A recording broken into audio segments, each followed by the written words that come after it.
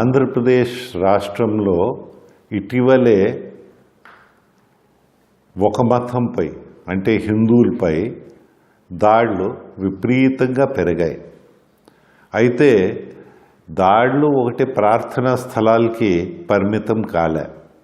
ఒక పక్కన ప్రార్థనా స్థలాల్లో దాడులతో పాటు మనకి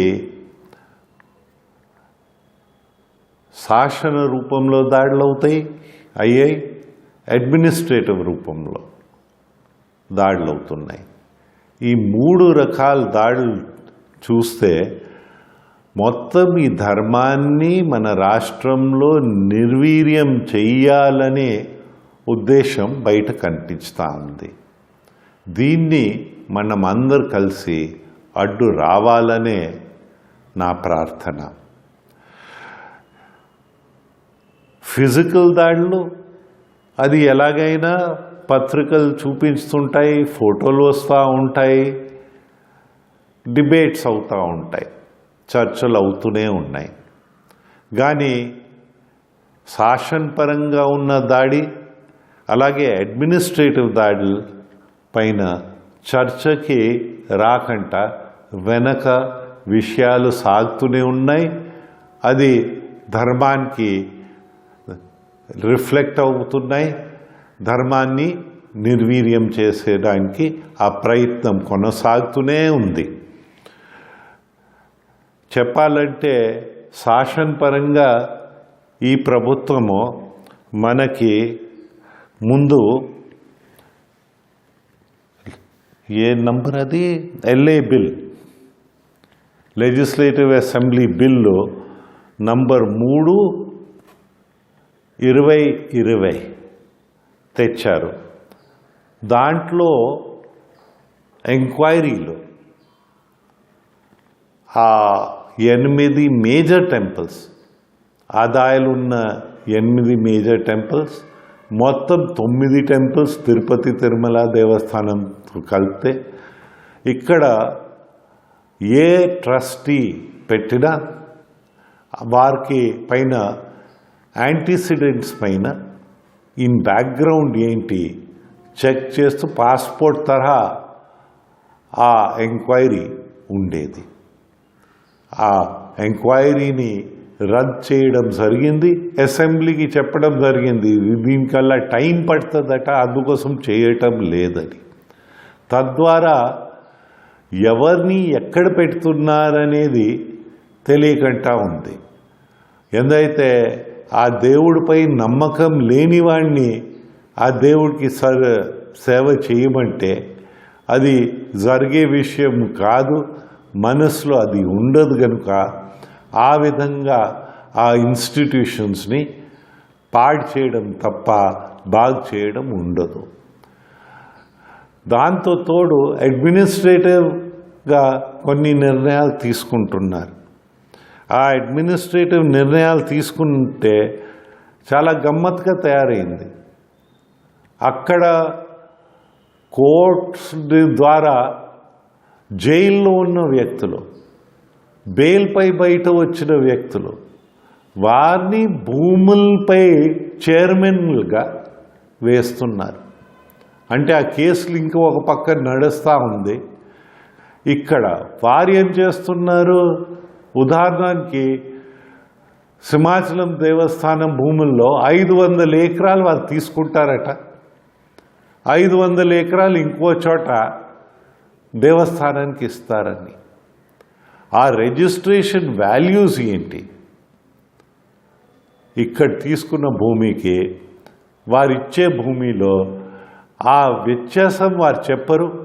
ఆ వ్యత్యాసం తెలిస్తే ఎంత లూటీ చేస్తున్నారనేది దేవస్థానానికి అనేది అర్థమవుతుంది. ఎందుకంటే సమస్య ఉన్నప్పుడు పరిష్కారం కావాలి, కానీ దేవస్థానాన్ని లూటీ చేయడం పరిష్కారం కాదని విషయము నేను మీకు మనవి చేస్తూ ఉన్నాను. అయితే భూములు, హిందూ భూములు హిందువులు చూసేవారు, ముస్లిం భూములు వారే రిలీజియస్ వక్ఫ్ బోర్డు ముస్లిమ్స్ చూస్తారు. క్రిస్టియన్ భూమిలో క్రైస్తవులు చూస్తారు. అలాగే ఏ రిలీజన్ భూమిలో ఆ రిలీజన్ వాళ్ళు చూస్తారు. కానీ ఒకటే రిలీజన్ని బయట తీశారు. హిందువుల్ని నుంచి భూమి తీసి జాయింట్ కలెక్టర్లకి అప్పచెప్పారు. జాయింట్ కలెక్టర్లు ఏ మతానికి చెందినవాడు ఉండవచ్చు. అసలు దేవుడిపై నమ్మకం లేనివాడు కూడా అక్కడ ఉండవచ్చు. అలాంటి దీన్ని తీసుకెళ్ళి అడ్మినిస్టర్ చేస్తే అది కూడా ఒక పక్కన దేవస్థానాలకి ఒక జిల్లా దాటి ఇంకో జిల్లాలో కూడా ఆస్తులు ఉండవచ్చు. కానీ ఆ ఆస్తుల్ని ఫోకస్ పోయే విధంగా ఎండోమెంట్స్ డిపార్ట్మెంట్ నుంచి తప్పించి జాయింట్ కలెక్టర్స్కి పెడితే దోపిడీ చేయడం ఇంకా సులువు అవుతుందేమో అని ఆ విధంగా నడుస్తూ ఉంది ప్రభుత్వం. దీన్ని మనమందరూ ఖండించాలి. ప్రత్యేకంగానే CGF కామన్ గుడ్ ఫండ్ అని, అలాగే ఎండోమెంట్ అడ్మినిస్ట్రేషన్ ఫండ్ ప్రభుత్వం తీసుకుంటుంది 17%. అంటే మీరు హుందీలో 100 రూపాయలు ఏ గుడిలో పెట్టినా 17 రూపాయలు దానికి వెంటనే వెళ్ళిపోతుంది.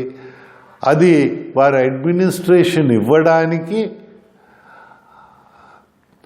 భక్తుల మనోభావాల్ని కాపాడడానికి, ఆస్తుల్ని కాపాడడానికి భక్తులందరూ ఇస్తూ ఉంటారు. ఇది హుండీ ఒకటే కాదు, వారికి ఏ ఇన్కమ్ ఉన్నా, పూర్వీకుల నుంచి పురాతనమైన దేవాలయాలు చూస్తే భూములు ఎక్కువ ఉంటాయి, దాని నుంచి కూడా ఆదాయాలు అద్దె రూపంలో, కౌలు రూపంలో, ఇంకా రూపాల్లో వస్తూ ఉంటాయి.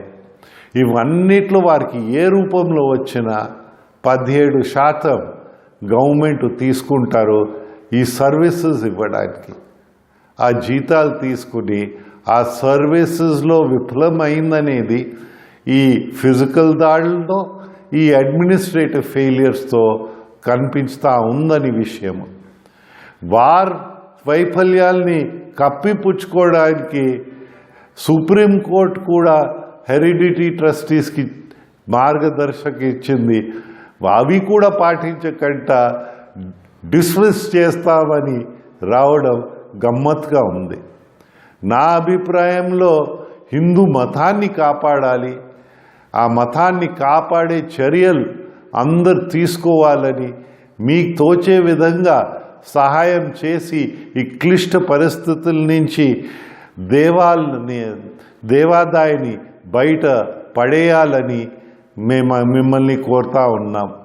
ప్రస్తుత దేవాదాయ మంత్రి గారు మనకి దేవుడు మాటలు కానీ ధర్మ మాటలు కానీ ఆ నోరు నుంచి రావటం లేదు. పచ్చి బూతులే ఆ నోటి నుంచి వస్తున్నాయి. కనుక ఇది మనకందరిలో కోపాలు తీసుకురావడానికి, అసలు విషయాన్ని నుంచి మనసుని బయట లాగడానికి. ఎందుకంటే అసలు విషయం ఏంటి? హిందూ ధర్మంలో ఉన్న ఆస్తులన్నీ దోచేయాలని ఆ క్రమ పద్ధతిలో పని జరుగుతుంది. దానికి అడ్డకంట ఆ సెంటిమెంట్ వాల్యూ ఈ దీంట్లో వెళ్తే ఈ తిట్లు వస్తే ఎవరు బాగుపడరని విషయము నేను మీకు మనవి చేస్తున్నాను. అందుకోసం మా ఫోకస్ అంతా హిందూ మతాన్ని కాపాడుకోవడానికి ఉండాలి. దయచేసి అందరు ఆలోచించండి. ఆలోచించి మీకు నిజం అనిపిస్తే నిండు మనసుతో ఆశీర్వదించి సహకరించి హిందూ మతాన్ని మన రాష్ట్రం నుంచి ఇంకా కొన్ని తరాలు ఉండేట విధంగా భావి తరాలకి చేస్తారని మీకు అందరికీ ప్రార్థిస్తూ, నా మనసులో ఉన్న కొన్ని విషయాలు మీ అందరికీ ఇచ్చే అవకాశం ఇచ్చినందుకు ధన్యవాదాలు తెలుపుకుంటూ సెలవు తీసుకుంటాను. నమస్కారము.